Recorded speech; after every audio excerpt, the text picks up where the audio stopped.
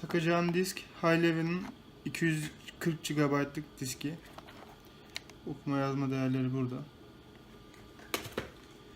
Takacağım RAM Kingston.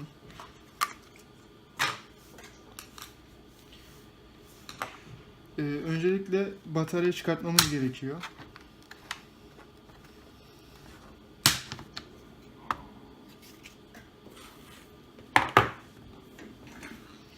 Sonrasında şurada 2 tane vida var. Bunları sökeceğim.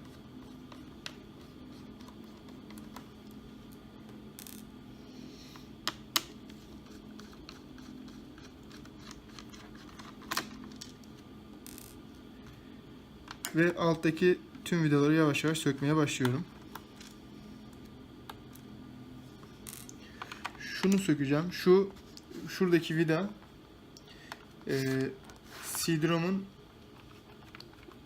CD-ROM'u tutan vida daha doğrusu.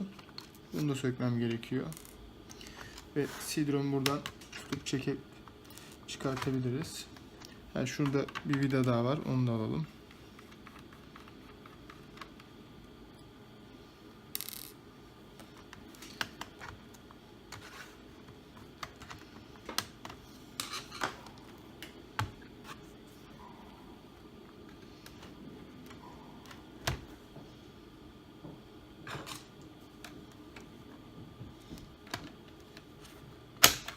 Evet.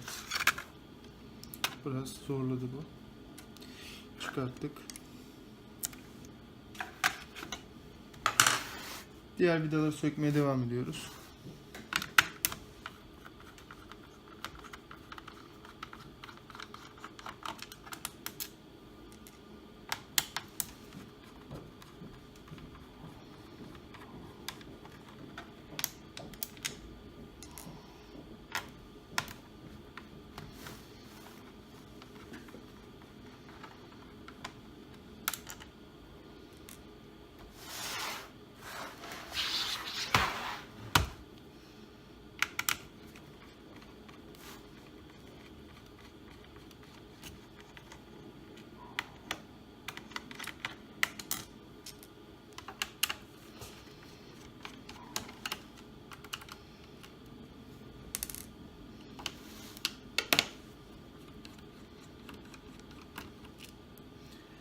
Evet, tüm vidaları söktük.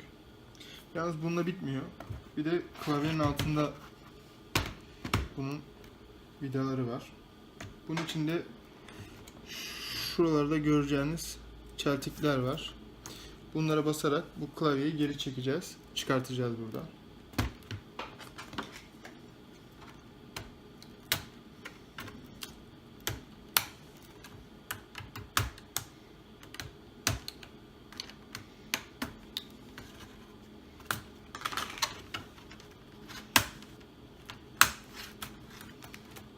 Evet. Çıkarttık.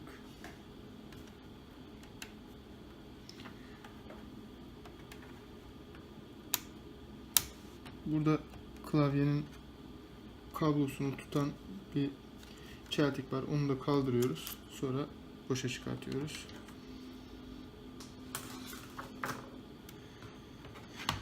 Sonra şu vidaları da sökmemiz gerekiyor. Şunlar.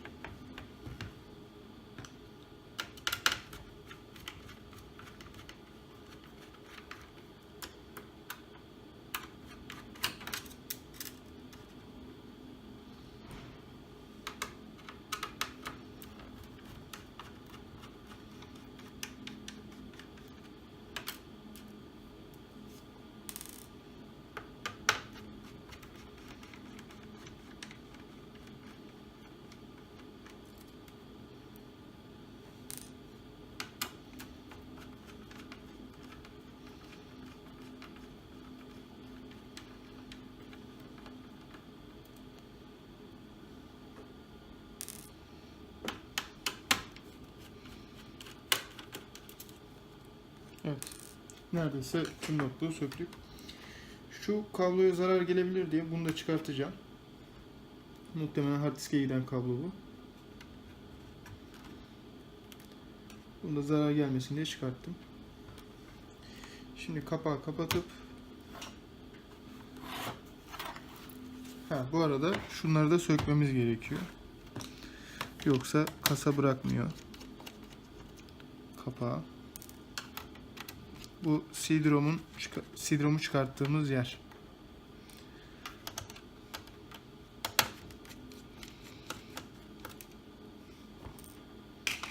Evet.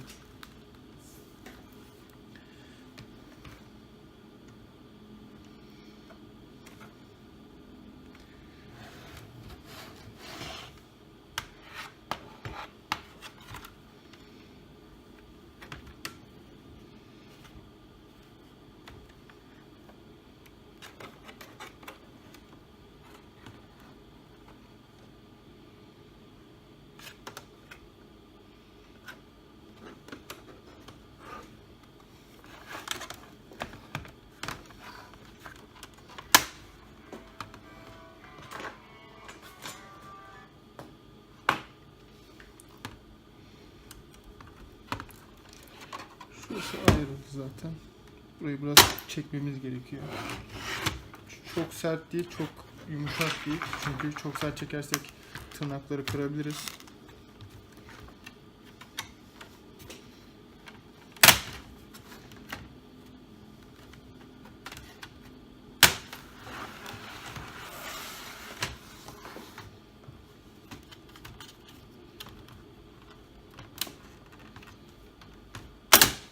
Evet.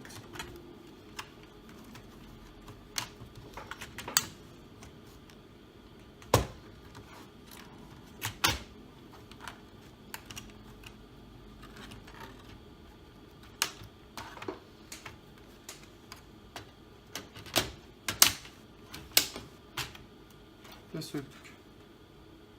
Dediğim gibi bu kabloyu sökmeseydik bu sıkıntı olacaktı. Evet. RAM'imiz burada. Diskimiz burada.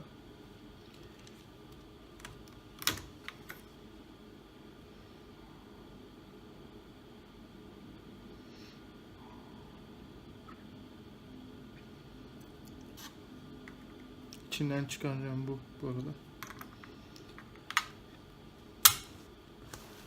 Diski de sökelim.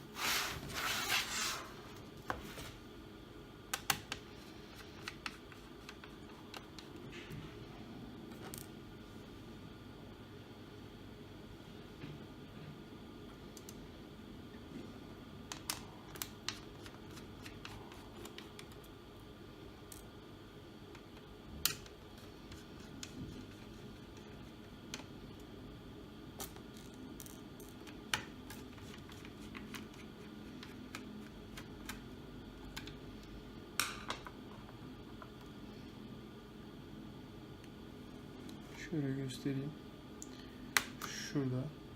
Şurada vida yerleri. Şurayı aslında böyle direkt de çekebiliriz. Ama şunları da çıkartıp yapabiliriz. Bu nasıl kolayınıza geliyorsa.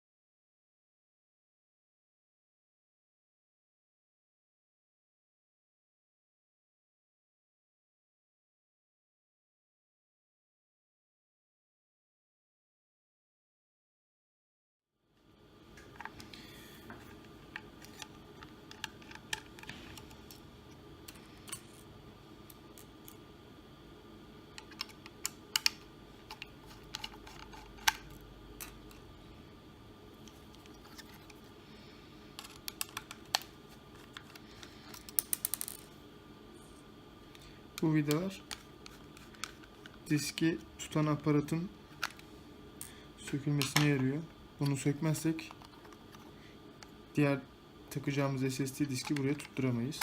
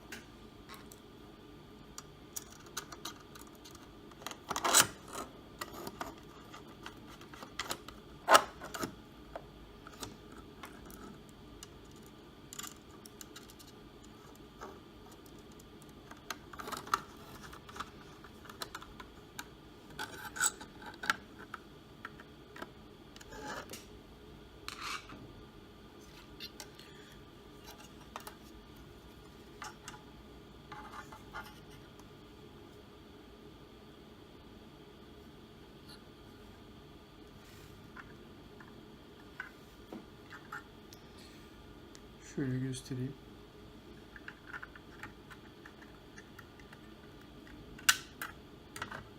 Evet. Çıkarttığımız gibi tekrar takacağız.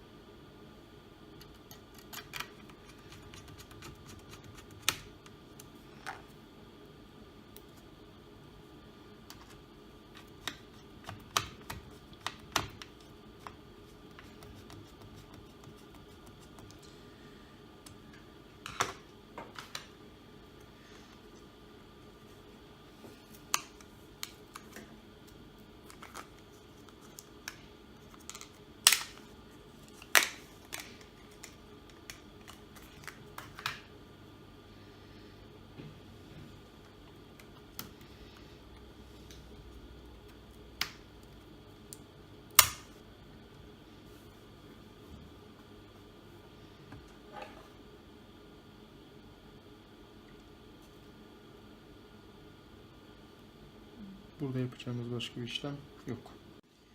Geri toplamak kalıyor. Diskimizi monte ettik. RAM'imizi taktık. Şimdi arka kapağı buraya takmak kalır.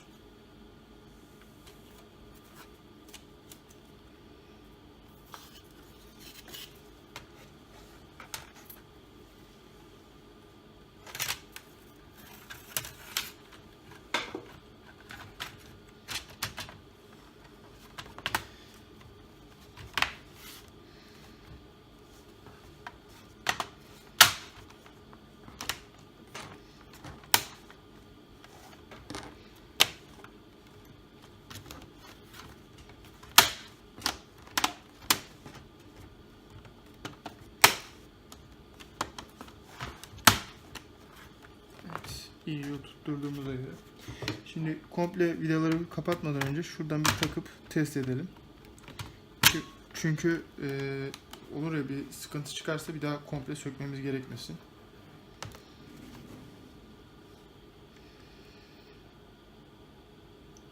Bastık düğmemizi.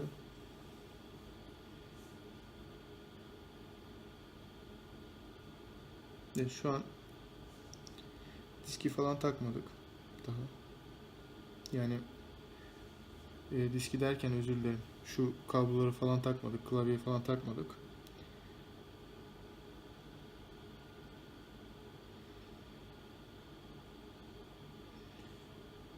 Evet, buraya kadar bir sorun yok gibi. Devam diyelim.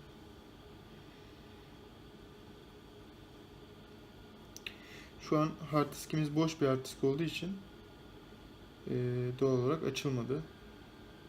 Buna işletim sistemi kurmamız gerekecek. Neyse, şu an bir sorun yok gibi. Bir de BIOS'a girelim diyecektim ama klavye takılı değil. O yüzden girmiyorum. Şimdi basılı tutarak tekrar kapatacağım. Bataryayı çıkartacağım. İşlemlerimize devam edeceğiz. Tekrar çıkarttık. Evet.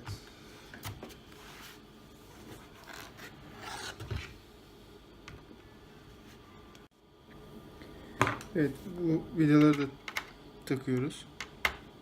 Aynı şekilde.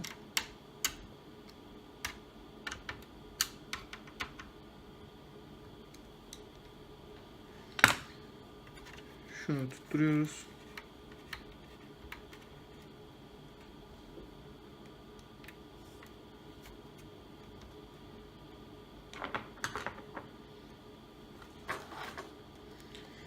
Klavyemizin kablosu.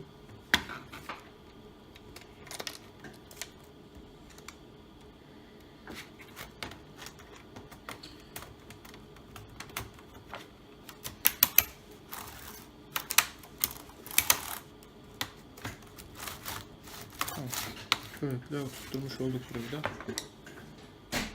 Tabii açmak için önce bataryayı da takmamız lazım.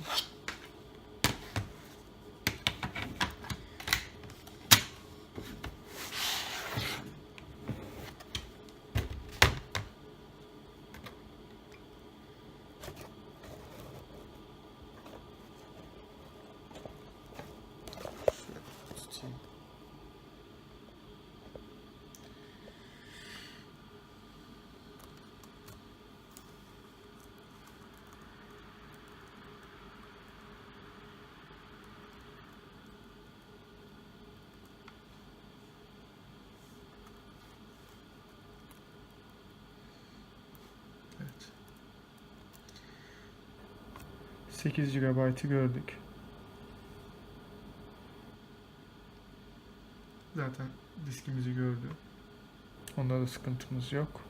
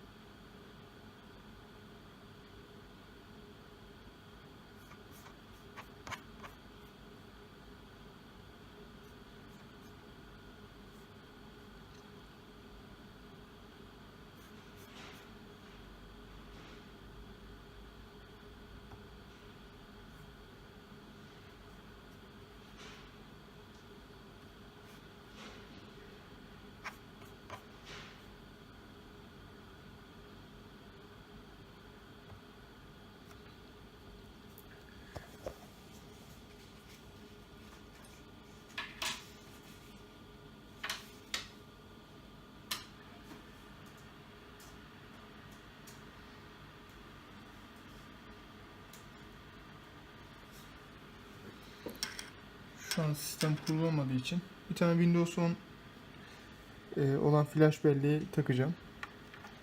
Bununla bir başlatmaya çalışacağım.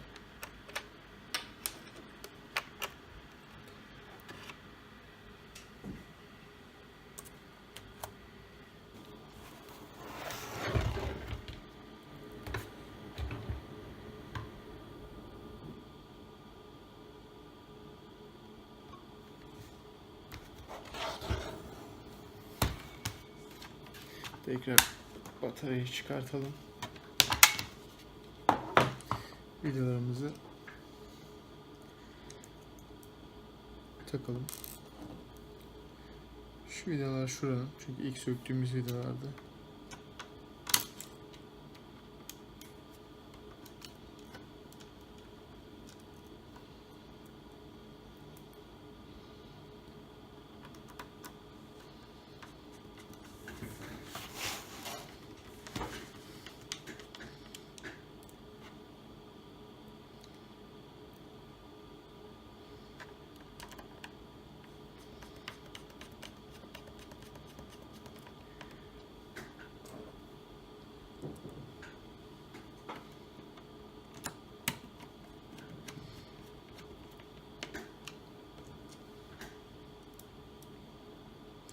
Şunu en son atıyorum çünkü buraya CD-ROM girecek.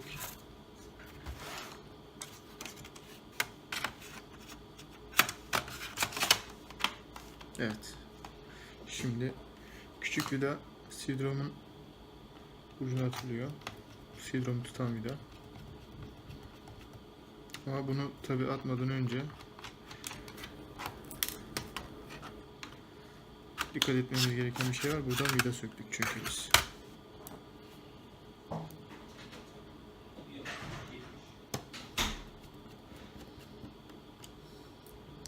Bu 3 vidayı atmazsak sonra orası açılabilir.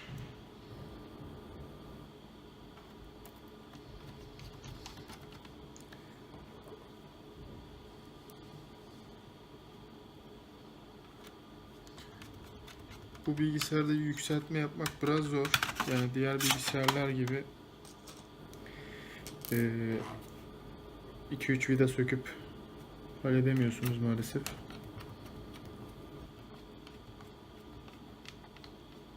Müdahaleyi kısıtlı tutmuşlar. Garantiden çıkar mı bilmiyorum. Onu da söyleyeyim. Yani deli arayarak bunu öğrenebilirsiniz. Çünkü komple sökmek var. Kasanın arka kapağını özellikle sökerken kırılma ihtimali çok yüksek. Dediğim gibi hani zorlaştırmışlar özellikle sanki sökülmesin diye. Yani garantiden çıkma riskini düşünürseniz müdahale etmeyin derim. Ama benim öyle bir düşüncem yok. Ben söktüm. Benim gibi düşünen varsa da bu şekilde sökebilir. Geri kalan vidaları toplamak oluyor.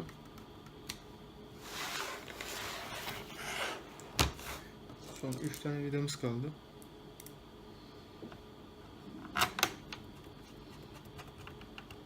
Evet.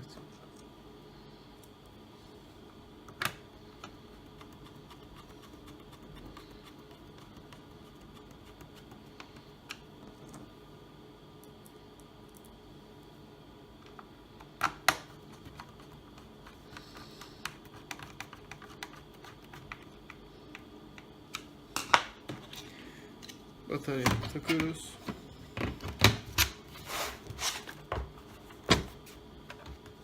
Hazır. Eğer videonun işinize yarayacağını düşünüyorsanız ve videoyu beğendiyseniz kanalıma abone olmayı unutmayın. İzlediğiniz için teşekkür ederim.